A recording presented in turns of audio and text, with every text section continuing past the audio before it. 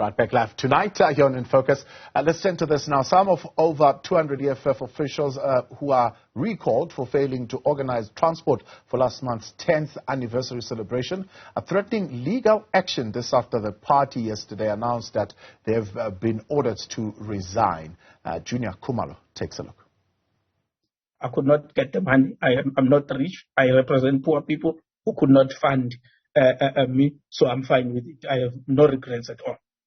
The decision by the EFF to fire 210 of its members from their public representative positions has been received with mixed feelings. While some of the affected party members begrudgingly accepted their fate, others who spoke to Newzroom Afrika on condition of anonymity for fear of possible reprisal say they are weighing their legal options. One member of parliament and former provincial leader says despite giving a compelling explanation as to why he failed to provide the transportation, he was still asked to vacate his position in the National Assembly. Remember, I come from a deep rural area of Mukababa, rural eThekwini.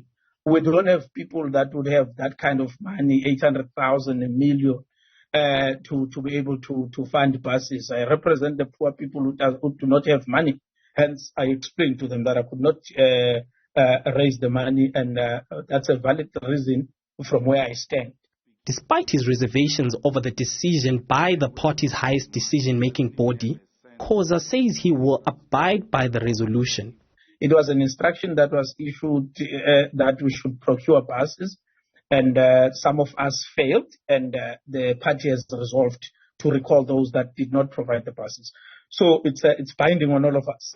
Khoza will also retain his membership in the Red Berets despite being stripped of his public representative position. In a deployment, you serve at the behest of the organization. The organization can recall you. This is what has happened. But it does not mean that you are expelled from the party. Remember, when I joined the EFF, there was no deployment. There was no prospect of anything. I joined because of its principles and policy. So I will continue because I continue to believe in the principles and policies of the organization. So my membership will still remain. While Khoza is more accepting of his fate, at least two other EFF members affected by the decision have told Newzroom Afrika that they won't be taking it lying down.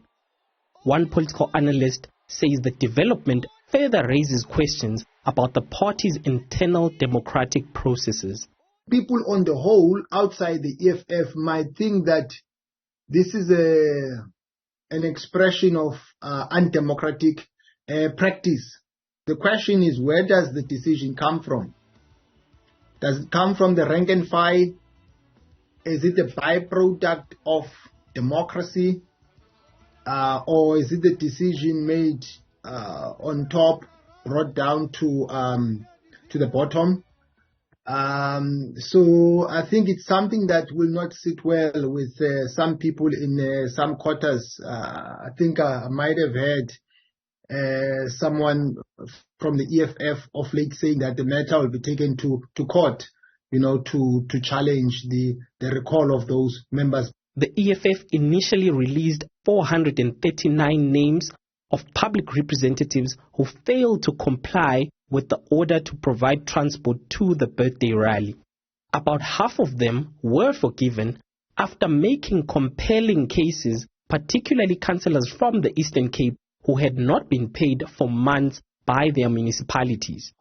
For Newzroom Afrika on Channel 405, I'm Juniour Khumalo in Johannesburg. Viva EFF, viva!